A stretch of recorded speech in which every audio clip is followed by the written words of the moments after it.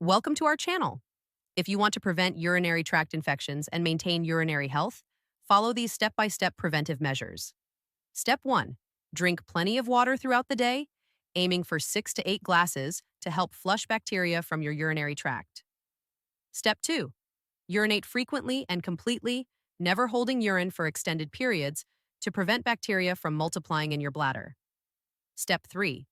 Wipe from front to back after using the bathroom to prevent bacteria from the rectal area from entering the urethra. Step 4.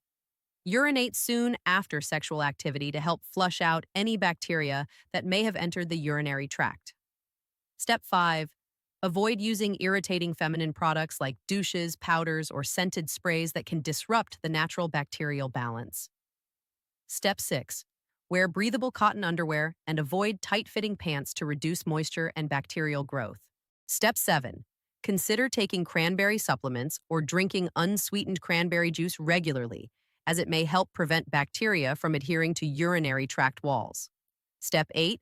Take showers instead of baths and avoid sitting in wet bathing suits for extended periods to reduce infection risk. Don't forget to like this video and subscribe to our channel.